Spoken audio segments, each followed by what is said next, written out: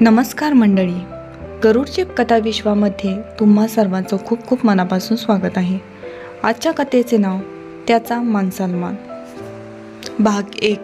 आज ती पुन्हा पाय आपटतच बाहेर पडली. सासू जाऊ नको म्हणून विनवणी करत होते, पण ती काही ऐकण्याच्या मूडमध्ये नसल्याने काव्या रागाच्या भरात आहे त्या कपड्यामध्ये बाहेर पडली. ही तिची तिसरी वेळ होती घर सोडून निघून जाण्याची. काव्या खूप रागीट स्वभावाची. मनाच्या विरोधात काही झालं की असे तमाशे रोजचेच. नवरा कामावर गेला की सासूसमोर घालत असे. काव्या आणि निखिलचं लग्न अगदी साध्या पद्धतीनं झालं होतं. तिच्या घरची परिस्थिती बेताचीच. वडील सतत आजारी असत. घरात वडिलांच्या सतत आजारपणामुळे घरची आर्थिक परिस्थिती हलाखीचीच होती. तिच्या मोठ्या भावावर घरातील जबाबदारी खूप लवकर पडली. काव्याचं लग्नाचं वय पण झालं होतं. निखिल नुकताच सेटल झाला होता. त्यालाही वडिलांचा आधार नव्हता.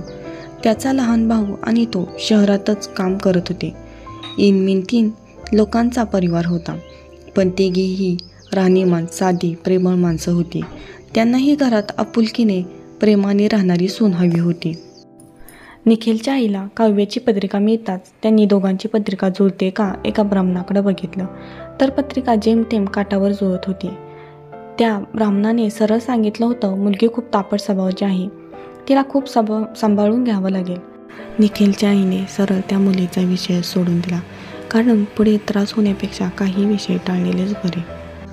जो मध्यस्थी स्थळ दाखवणारा गृहस्थ होता त्याला सविस्तर सांगितलं, पण तो खूप मागे लागला. अशी मुलगी शोधूनही सापडणार नाही असं म्हणू लागला. आजकाल कोण पत्रिका बघतं? आहे त्या परिस्थितीत मुलगी राहील, तुम्ही काळजी करू नका. निखिलची आई साधी गृहिणी होती असं तो गृहस्थ बोलताच त्यांनी त्यांच्यावर विश्वास ठेवला. मुलगी पाहायला जायचं ठरलं.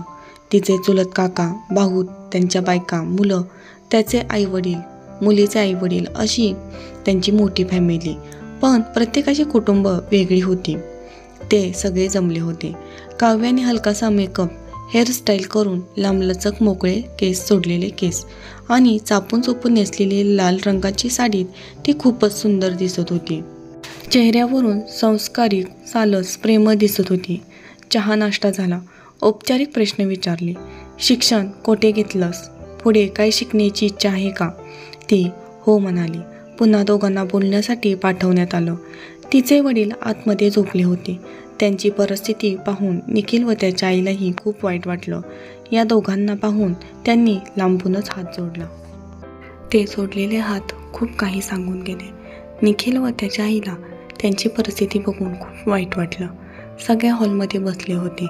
तेवढ्यात काव्याच्या चुलत्याने सांगितलं, आम्हाला मुलगा पसंत आहे, तुम्हाला मुलगी पसंत आहे का?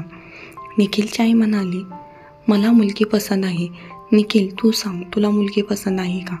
त्याने लाजून मान हलवली व होकार दर्शवला. तिच्या चुलत्याने विचारले, देणे घेण्याचे सांगा, तुम्हाला काय हवं?